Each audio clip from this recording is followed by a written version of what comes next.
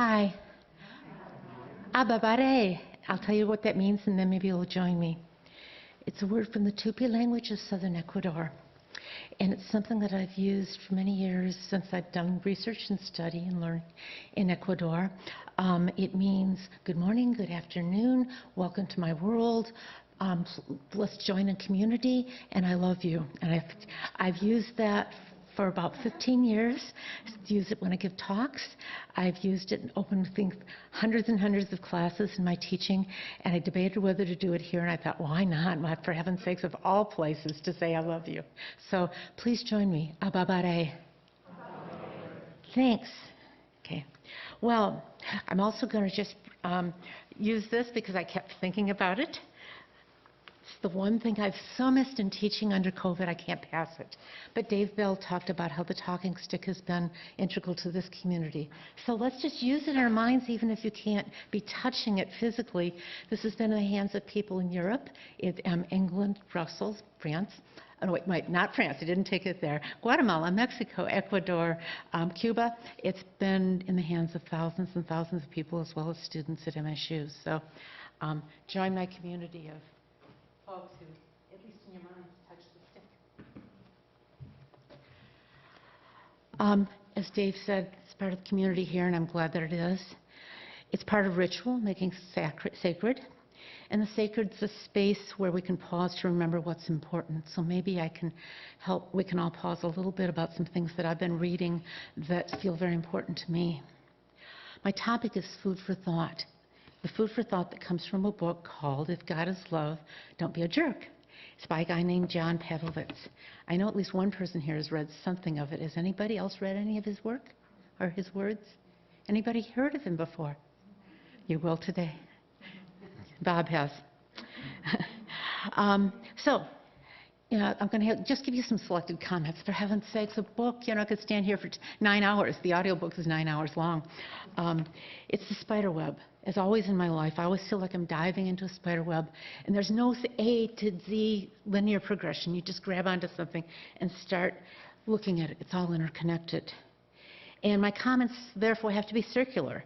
There's no one place for a beginning. So I'll just dive into something. But to begin, consider the source. Who's Pavlovitz? He's a spiritual seeker, just like everybody sitting in this room and everybody on Zoom. He grew up with a lot of rules and a lot of top-down religion, just as I did. Makes me think of our discussion last week. Bob, you made the observation a lot of people are attracted to this center because of their disillusionment with top-down religion. That's me. That's why I'm here. Well, Pavlovitz calls himself a theological mutt because of his many experiences and his growth in his spiritual learnings. So I'd like to just read a little passage because I was trying to paraphrase it and I realized it's just much more fun to hear his words. My meandering 5-decade pilgrimage is a theological mutt from an obedient Catholic altar boy to disillusioned and disenchanted teen to hopeful agnostic to defiant atheist to overconfident United Methodist megachurch pastor to deconstructing progressive to humanist Christian to whoever and whatever I am today hasn't yielded much in the way of definite statements. In fact, the single conclusion I've come to as a result of all my study and prayer and wrestling and preaching, and the sole fixed truth I can hold on to is this: that faith shouldn't make you a jerk. If you read this much and nothing else, I'll be happy and trust you'll figure out what that means for you. So let me give you a few words about what he explores in his book about what that means to not be a jerk. To consider the source, just for some of you know me, some of you don't. I feel like I'm bookending things in the last couple of weeks. Dave Bell spoke, founder of Interfaith, with a group of people. Dallas last week giving us a 24-year history of it. And I'm the newbie, okay? I joined right before COVID shut us down. I joined the board of trustees for Interfaith a year ago. But I'm just one here among who brings, each of us brings a unique set of lenses through which we see the world. And this idea of the lens is a very important concept in the writings and teachings of Pavlovitz. So what's the book about? Alora asked me this week, and on February 3rd, that's 3 days ago, he posted something that gave the right answer. If your religious affiliation or spiritual convictions of confession don't result in a life of greater empathy, then what's the point? If you're less loving because of your religion, you got it wrong.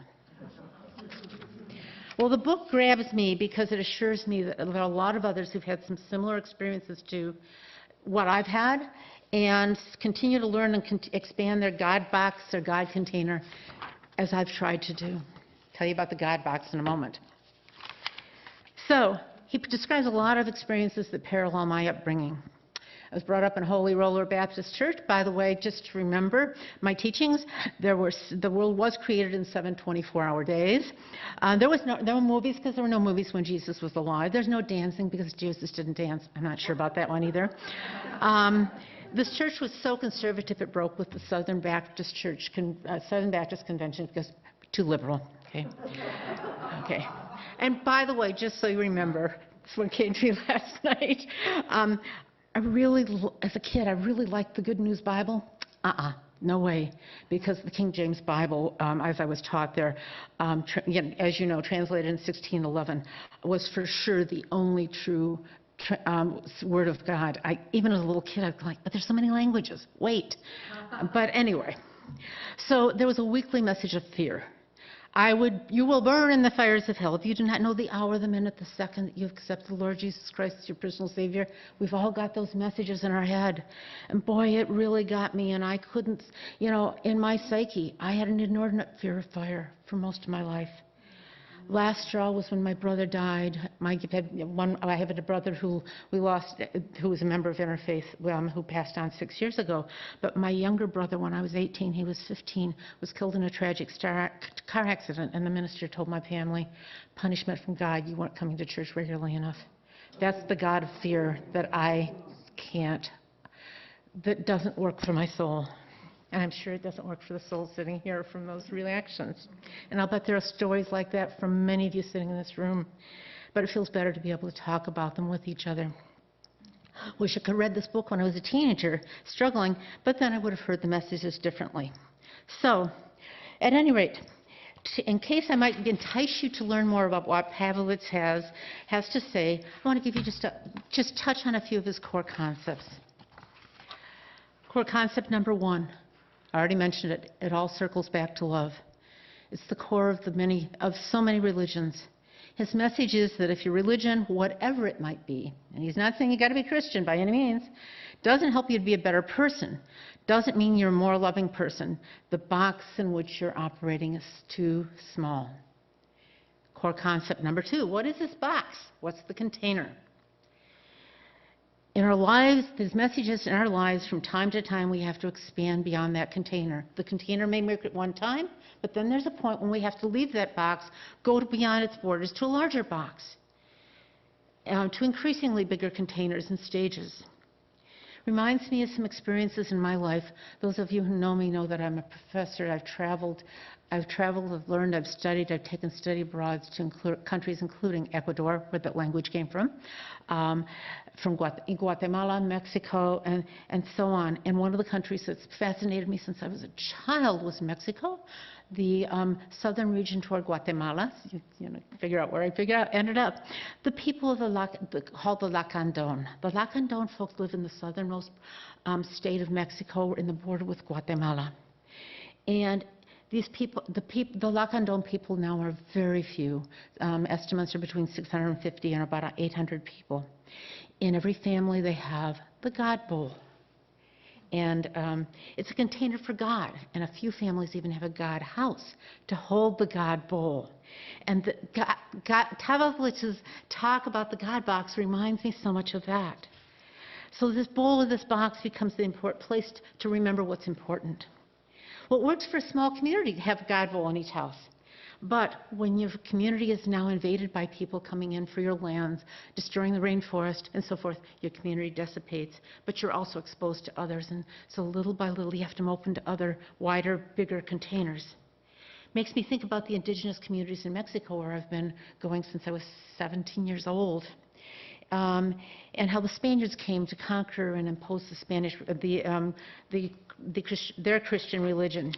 And they tried to destroy indigenous spiritual practices by building churches and cathedrals on top of the spiritual places. And so I've been in cathedrals that were built on top of what once were pyramids and sacred structures of the Maya and of the Inca and others with whom and the Quichua in Peru and Ecuador. Well, the folks there were pretty wise. They just integrated the two.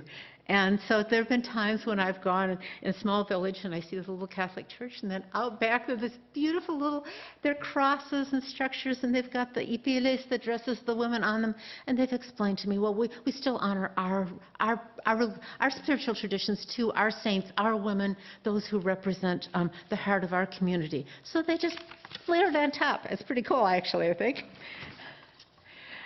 Well, most folks in this room, most interfaith folks have outgrown the box they were taught in their childhood. Pavlovitz certainly has too. He describes his progression in spirituality as continued exploration, continuing expansion of his exploration and learning. And he talks about how God is so much more than any one person could begin to understand. And his perspectives resonate with so much of what I've heard in the last few weeks. As I was thinking about how I'd do this, it was like, wow, Dave said this, and Della said this. His perspectives resonate with what Dave said a couple of weeks ago when he said, the more we know we don't know. You know, it's in everything. Core concept number 3. Okay, first we had the love, then we have the God box. Now, God is neither about literalism nor dogma.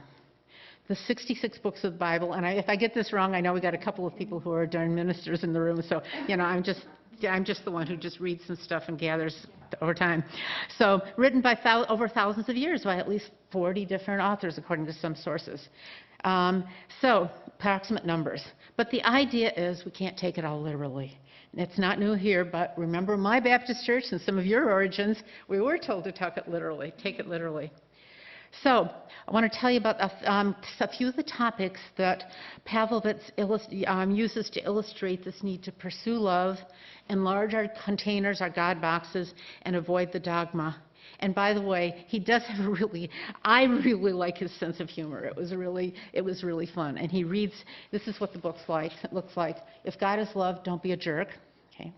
And it's available in audio book on, hate to patronize Amazon, but it's on Amazon, on Audible. And he reads his own book, and some authors don't do it well. He does it great. You can really pick up on his humor and in his sincerity and his passion for what he's doing. Well, he has chapters on prayer, what it is and what it isn't. Says it's not a GoFundMe campaign, okay? You know, it's not a vote of, you got 1,000 prayers, you get 2, okay? Talks about how God isn't a dude. He's neither male nor female nor whatever. It's much more than we can fathom. He talks about pro-life as opposed to the concept of the semi-pro-life neighbor. He talks about love for all, including all races, sexual orientations, nationalities, and so on. And he emphasizes how one who transcends gender and all these other classifications has the ability to see God in everyone. He talks about avoiding self-portrait religion, seeing our own moral blind spots. Boy, that strikes with me because I've been coordinator for ethical leadership in business school at Michigan State University since about 2023, and a significant program since 2013. Boy, trying to teach about what is ethics, what are moral boundaries. I can't tell you I've solved it. I'm just working on it. Another chapter on how God shows no favoritism. A little example of Pavlovitz's dry humor. He says he lists out God's commandments, and he gets to the third one, and he says, "You shall love America and make it great." Well, actually, it isn't in the commandments, but you know, it's there. He talks about anger and how we shy away from it. We're afraid of it, you know. And he talks about, well, maybe use the word ferocity, because there's a place for anger. We should not be afraid of it, but rather channel it into, as he says, something redemptive. And one of the many examples he uses is the Wall of Moms in Portland, Oregon.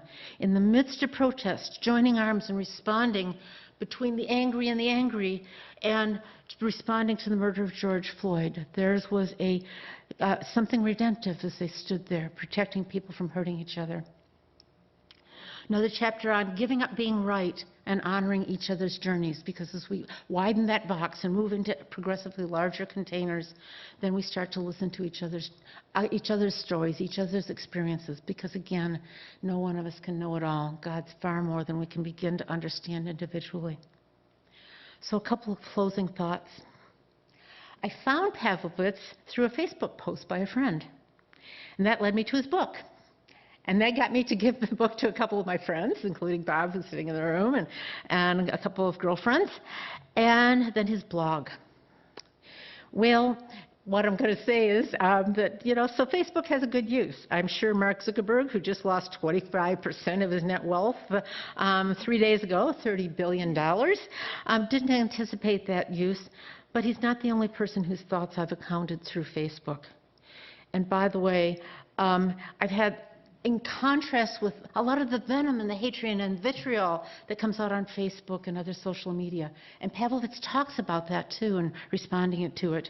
I've had some amazing interactions on Pavlovitz's posts with people who like him, like me, were exploring, and I've had some really heart-rending and heart-touching exchanges. Yeah, there's some vitriol. Yeah, there's some really hateful stuff coming in there, but the majority of the people are really, really respectful of each other. And as I said, I've been surprised to have some really thoughtful, deep Facebook conversations. It's really cool. So there's something redemptive in Facebook, but just don't take this as an ad to help Mark regain that lost wealth of this week, okay?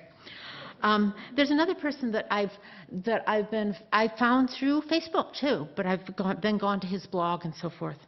This guy named Jim Rigby. Has anybody heard of him or read his stuff? Another thinker who's really helped me continue to, try to new meaning for that word, think outside the box, move to the new, bigger box. He's a Presbyterian minister in Texas. He's been deeply devoted to social justice, and I'll warn you that so is Pavlovitz. Pavlovitz talks about how Christianity and sometimes looks like two camps. There's the camp of going to go out and save our souls from the burning fires of hell that I grew up in, and there's the camp of social justice and finding each other and expressing love through empathy and compassion. Okay, common theme with Pavlovitz, common theme with this guy named Rigby. Well, it's a little unusual if I was talking about Pavlovitz to bring in Rigby, but I just kept thinking about a little post that of his from last month, and I really wanted to read it to you today to kind of pull this full circle. Because what I'm not saying we've got a new leader on high. Pavlovitz, he'd be the last to say it. Rather, a learner amongst us, as is Jim Rigby. Rigby posted the following on January 9th of this year, quote, "If Christianity is to be a religion of universal love, it's important to dispel the misunderstanding that Jesus is the only way." Something really speaks to me from what I was brought up with. And he adds, quote, "The I am teachings in John are not calling us to dogma, but to love. If one only knows English, it seems that Jesus is literally saying Christianity is the only way in John 14:6. I'm the way, the truth, and the life. No one comes to the God except through me," unquote. Well, I'm not a linguist, but I do speak French and Spanish, and so I have some concept of how going one language to the next is such a delicate process, because when we go into another language, we even think differently. I mean, I can feel, literally, I swear my brain feels different when I'm speaking Spanish. It really does. It's like it's coming from a different place, and there's things I can express in Spanish that I can't in English and vice versa. And French, although I'm not my French isn't as fluent right now because I haven't been using it a lot. At any rate, he says, what one can't see in English is that the I am at the beginning of that saying is actually a translation of the divine name spoken at the burning bush.